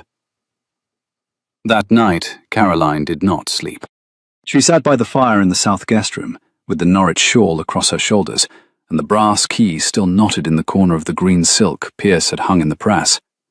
And she watched the fire go down by inches, and she thought that he had not, in any hour of the week, made her a question she could not refuse. That he had brought her here. That he had not lied. That he had not, she repeated the verb with the precision of a woman corrected once in a Latin lesson, bought her. And that he had not let her father buy her. And that he had not, even in the carriage in the rain, lied to her. That he had paid, today, in front of her father, with a borough and 4,000 a year and a settlement signed in his own father's hand, for the right to be refused by her. She thought about the cost of that. She thought, that is the difference. That is the difference between the duke my father bought and the man in the carriage. She thought, with the small, calm clarity she now knew to be the warning of an important decision, I have not been bought. I shall not, then, sell, she thought. But I have been listened to, and I should very much like to listen back. She rose at 4:30. She did not ring for Pierce. She dressed herself in Lady Honoria's grey muslin and the Norwich shawl, by the light of the fire burned down to embers, and she went down the back stairs, barefoot in her stockings, her shoes in her hand. She passed the library. She passed the morning room. She went out by the back gate of the parterre. The Duke was on the lower terrace. He had been on the lower terrace, she suspected, since dinner. He was standing at the wall of the kitchen garden, with his hands clasped behind his back, looking at the wall, in the precise posture in which she had seen him from the still-room window the morning before. He did not turn when she crossed the gravel. He had heard her, presumably. He did not turn. The cold went through the wool of Lady Honoria's grey muslin, and Lady Honoria's borrowed Norwich shawl, as if neither had been there at all. Her breath made a small, pale plume against the slate-grey sky. She stopped 2 paces behind him. She said, in the voice she had used in the dark of the carriage, when she had told him she should very much prefer it if he did not shout, "Halford." "Miss Marbury." "I have a proposition." He did not turn. He waited. She said, "You will not marry me on my father's terms?" "No." She set her hand flat on the writing desk between them. The wood was cool. The little brass inkstand had not been moved since the morning, and the dried ring of last night's wax sealed the edge of the blotter. "You will not marry me on your father's terms?" "No." She nodded once. "You will not marry me, Halford, on any terms at all that have been settled by anyone in this matter except you and me." "No, Miss Marbury." She breathed in once, slowly, and out again. "Then I should very much like," she said, "to know what your terms are." A long silence, in which a thrush, very early, began somewhere in the kitchen garden wall, sang 4 small, clear notes, and stopped. He turned, then. He turned in the kind of slowness with which a man turns toward a thing he has been afraid to look at for a week, and he looked down at her, in the grey muslin and the Norwich shawl, with her dark hair coming a little loose under the morning cap, and the slate-grey sky behind her the colour of his eyes. And he said, very quietly, in the voice he had used to the coachman in the inn yard, "Miss Marbury, my terms are these. Tell them to me. That I shall ask you only when I have your father's leave to ask you nothing. That I shall settle on you, by my own hand, an income that comes out of my own estate and not your father's bank. That I shall, at any hour and any year of our marriage, hand you into a carriage of your own, with your own coachman, if you wish to leave me, and pay your way to anywhere in England you wish to go, and I shall not ask. That I shall not, in any room of any house I own, ever speak to you in the voice in which your father spoke to you in the morning room. That I shall, every winter, read Virgil with you in the library, and I shall, every winter, lose. Those are my terms. And what do you ask of me?" He drew a breath. He let it out.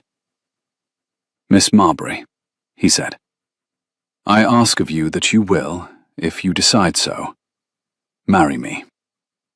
I ask of you that you will, if you decide so, stay. I ask of you that you will, if you decide so, quarrel with me in pencil in the margins of every Latin author either of us owns. I ask of you nothing else. I had not, until last night, the right to ask of you even that.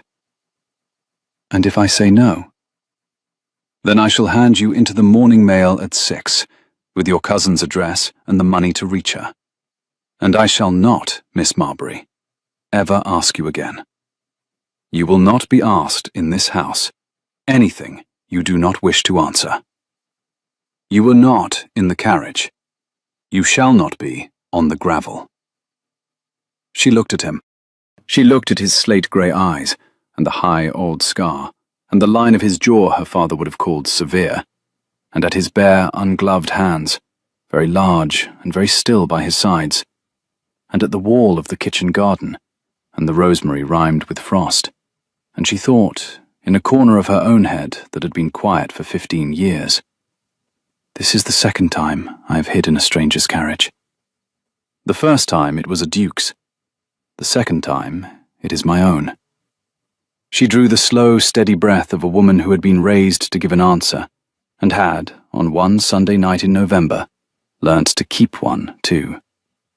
She said, in the small, clear voice in which she had told him in the dark of the carriage, that she would very much prefer it if he did not shout, "Halford, I shall marry you." He did not move. For a long moment he did not, in fact, breathe. The slate-grey sky went on lightening behind him. The lichen on the wall of the kitchen garden was the colour of old gold and dust. She watched his face. The very small movement at the corner of his mouth came and went, and came back and stayed. And behind the calm, behind the level grey-green and the line of jaw and the 7 years of training in a house in which one was kind without showing it, she saw, for one whole second, what he had been keeping in another room since Sunday night, and it was as much as she had ever wanted to see in a man's face. He said, "Caroline." "Yes." "You are quite sure?" "I am quite sure. I am also," she said, with the very small movement at the corner of her own mouth, "quite cold. The slate is wet through. If you are going to stand here another quarter of an hour, Halford, you will at the very least lend me your coat." He did not laugh. He came very near it. He took off his coat. He put it round her shoulders. He did not, even then, take her hand. He did not, even then, touch her face. He did, after a moment in which he considered it with the gravity of a man who had been raised in a house in which one did not, ever, lay a hand on a lady's wrist without leave, lift one of her hands in both of his, and turn it over, and lay his thumb, very lightly across the inside of her wrist where the pulse was, and hold it there for the count of 3. The pulse went under his thumb in a small, steady rhythm that he was, presumably, going to remember. He set her hand down.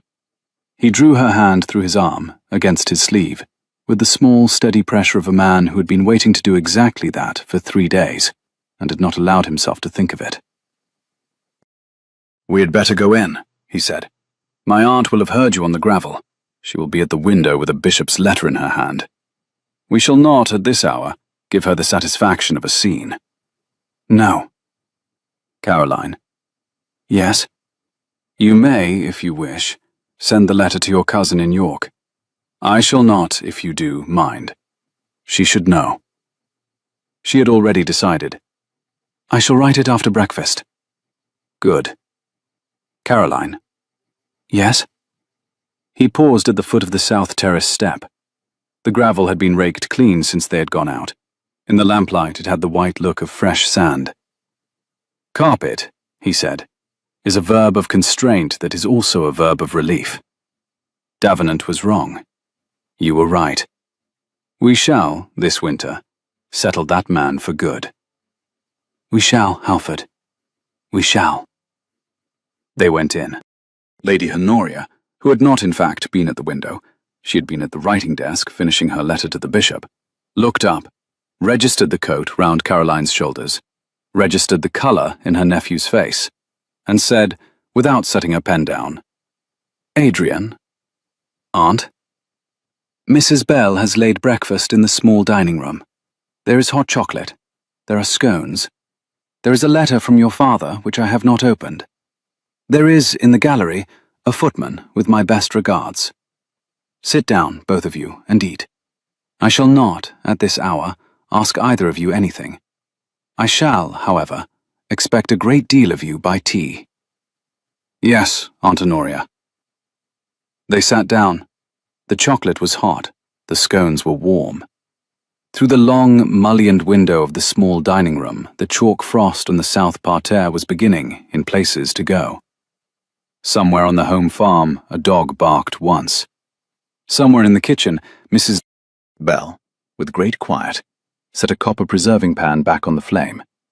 The clock on the mantel struck the hour, and kept on striking, and the 8th chime found Caroline Marbury, who at 9:30 on Sunday night had been an heiress, and was at 9:30 on Wednesday morning quite a different thing, laying her hand on the polished oak of a stranger's table, palm flat, in unconscious copy of her own posture, and Adrian Wycliffe laying his beside it, 2 inches off, neither hand quite touching the other, which was, in that house, the precise distance of consent.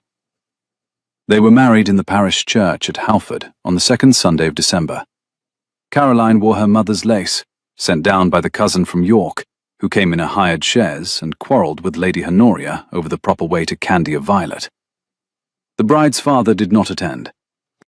He wrote 3 days before a short, stiff letter offering his blessing and a settlement on his daughter of £15,000, to be held by trustees of the bride's own choosing, and saying he hoped, in the course of time, to meet his son-in-law on terms more agreeable to both. Adrian wrote back, in his own hand, saying he hoped the same. He laid the letter in the lowest drawer of the writing desk, on top of the half of the torn contract that was in Lord Marbury's writing, and he turned the key. The wedding breakfast was small. The dowager aunt presided. Mrs. Bell had made the cake. The head shepherd's wife had been seated, by instruction of the bride, between the bishop and Adrian's cousin from Berkshire, on the grounds that she had a story to tell about Mr. Petrie that the bishop would enjoy. Lord Marbury came north at Easter. He came alone, in his own carriage, with no letter announcing him, and Caroline received him in the morning room of Halford, with Adrian standing at the writing desk by the south window, and Lady Honoria at the other. He did not bring a contract. He brought, in a small wooden box, a folio of his late wife's writings. Caroline's mother had been an indifferent watercolourist and a very fine letter-writer, which he had not, in 7 years, been able to open, and which he laid on the writing desk between Adrian and his daughter, and asked them, in a voice rougher than the voice in which he had spoken to her in November, whether they would, in their own time, look at it together. Caroline said, "Yes, Father." He stayed 3 days. He went back to Hertfordshire with a jar of Mrs. Bell's quince preserve and an unopened invitation to come north in the autumn. He came north in the autumn. He brought, that time, a pointer puppy for the home farm. In the second year of their marriage, Caroline took over the management of the home farm books, in addition to those of the household, and reduced the steward's department to a single ledger, which she balanced on Saturday mornings with a glass of small ale at her elbow and an open Georgicon across her knee. Adrian, who had given up the borough at Halford within 3 months of his marriage, on the grounds that it had been bought for him, and that he did not wish to hold a seat his wife had refused to bring as dowry, spent his Saturday mornings reading aloud to her in the library while she balanced the ledger. The borough was sold to a wig manufacturer from Leeds. Adrian's father, who lived another 6 years, did not, after the first letter, mention it to his son again. In the third year of their marriage, Caroline planted lilacs along the lower terrace, where the wall of the kitchen garden ran. By the 5th year, the lilacs had reached the height of a child's shoulder. By the 7th, they were over the wall. By the 9th, they came every May into a cloud of dark mauve and white that, for a fortnight, made the lower terrace the colour of a bruised sky. And Adrian, who had not, in 27 years, learnt the names of more than 3 flowers, learnt the name of that one.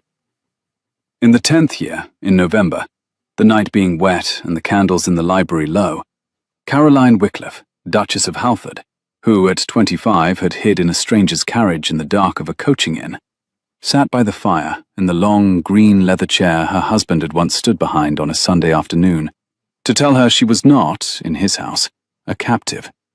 And she set down the Georgicon on the side table, and she said, "Adrian." "Caroline."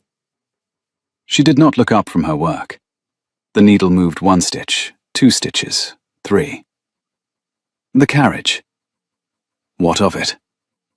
She set the needle through and laid the work in her lap. "You have not, in 10 years, told me what became of it." "It is in the coach house," he said. "It has been repainted twice. It is, at present, a perfectly respectable dark blue, with the falcon on the panel." "Why do you ask?" "Because I should like to take it to the parish school tomorrow. I should like to drive through the avenue. I should like, when we come back through the gate, to see the carriage from inside the gate, the way I saw it the first time, from inside the yard at the halfway crown." He set down his book. He looked at her across the fire. The very small movement at the corner of his mouth came, and the slate-grey eyes, and the high old scar. He set his hand on the arm of the chair. He did not, on first hearing her, move at once. "Caroline." "Adrian." She set her sewing aside. The brass key she had carried that first night was on the little inlaid table at her elbow, kept there in the way other women kept a pincushion, more for the look of it than the use. "And she'll be on the drive at 10. "Thank you." A pause. The lamp on the sideboard hissed once and steadied. "Caroline." "Yes?" "I have not in 10 years asked you. Do you know why I drove on that night in the rain?" "You said it was for the Courage." He had drawn a folded paper from the pocket of his coat. It was very old, very soft. He did not give it to her. He laid it on the small table between them, where the brass key was. "I said it was for the Courage. I had not, then, the courage to say it was for the running. I was running, that night, from a marriage I had not chosen, the way you were running from one. I had not, until I shut the carriage door on Sunday night, known there was any way out. I had thought I would marry on Tuesday week, and mind very much, every night, that neither of us had been asked. And then I was driving north in the rain, with a heap of green silk in the corner of my carriage, that turned out to be the very woman I was running from, and the very woman I was running to. And I did not, for the first hour, know which of those she was." "You drove on anyway." A small silence. The fire popped once. I drove on anyway. Because of Virgil. Because of Virgil, he agreed. And because you said I should very much prefer it if you did not shout. And because the only honest answer I had ever given to anything, until you, was that I was not, in fact, going to shout. She did not laugh. She came very near it. She rose from her chair. She crossed to him. She set her hand, palm flat, on the polished oak of the long library table beside his, 2 inches off, neither hand quite touching the other, the way she had set it on a stranger's table on a Wednesday morning 10 years before. And Adrian Wycliffe lifted his hand and laid it over hers, very lightly, the way he had laid his thumb across the inside of her wrist on the lower terrace at 5 in the morning, and held it there for the count of 3. The fire crackled. Outside the long mullioned windows of the library, the November rain had begun against the glass. Adrian. Caroline. She had set her teacup back into its saucer. The small clink of china on china was the only sound between them for a moment. Carpet, she said, is a verb of constraint that is also a verb of relief. It is. A log shifted in the grate. The flame went very tall and then settled. And the carriage at 10. She set her teacup down. And the carriage at 10. He bent then, in the firelight, and laid his hand briefly over hers on the arm of the chair. He did not speak. Neither did she. Outside, on the long gravel sweep, the rain had thinned to a small, steady fall that did not amount to weather. The dark blue carriage was on the drive at 10 the next morning, with the falcon on the panel and the brass fittings polished, and Caroline Wycliffe handed her husband up the step and got in after him, and she set her hand on the cold leather seat, and she said, very quietly, in the voice in which she had said it once before, in another carriage in another county, at 9:30 at night in the rain, "Well, that is 1 yard behind us." And he laid his hand over hers, 2 fingers across the back of her knuckles, the way he had laid his hand on the writing desk on the 3rd day, and he said, "Caroline." "Adrian." "It is." The carriage moved off down the avenue of pollarded limes, between the lilacs that had not yet, in November, come into leaf, and through the gate where the chalk frost lay along the gravel like a thin, pale band of light, and the door of the carriage, which was a perfectly respectable dark blue with the falcon on the panel, closed behind them with the small, clean sound of brass coming home to brass, and the wheels turned, and the carriage went on.